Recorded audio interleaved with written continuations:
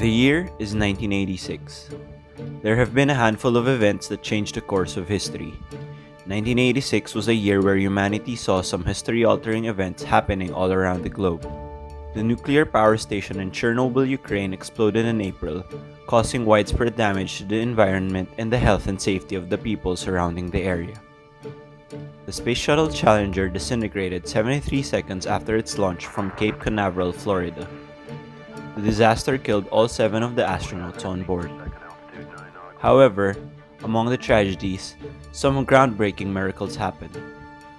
The long and arduous grip of dictatorship on our shores was finally removed. Filipinos braved tanks and stood vigil in the streets to reclaim our democracy, toppling the 2-decade rule of the late President Ferdinand E. Marcos. What happened in February 1986 was just the first step in rebuilding a nation's anguish into hope.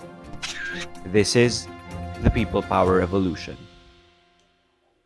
February 22, 1986. Marcos had declared himself the winner of the snap presidential elections. Defense Minister Juan Ponce Enrile announced his departure from the Marcos camp, alongside Lieutenant General Fidel V. Ramos. As of now, I cannot in conscience recognize the President as the Commander-in-Chief of the Armed Forces. I call upon now everyone who is imbued with a sense of justice and respect for the law to disobey the orders given to them. Meanwhile, the crowd that had gathered outside Camp Crame showed no sign of losing steam.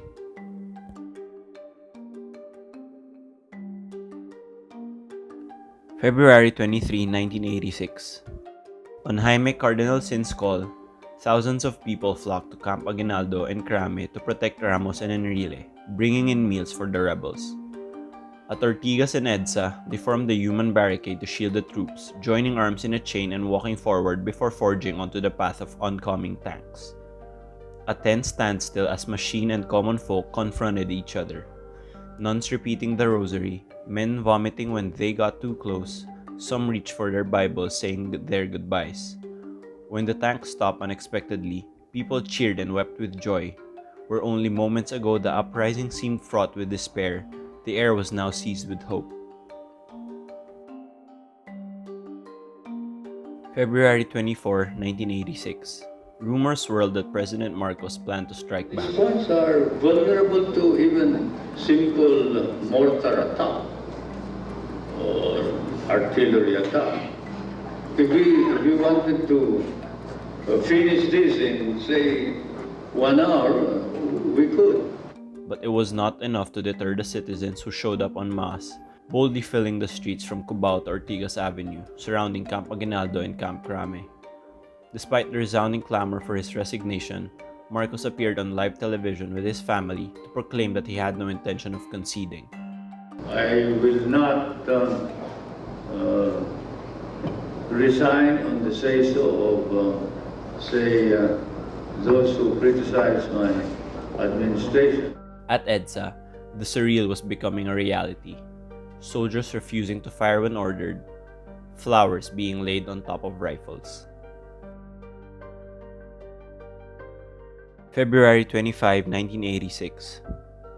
The Marcos family fled Malacañang Palace in exile, and CORAZON AQUINO was sworn in as president of the new government, marking a peaceful transition to democracy and the end of a dictatorship. Soldiers and civilians embraced each other, and jubilation spread through the teeming streets. EDSA was a triumph that could not be claimed by any one party or personality.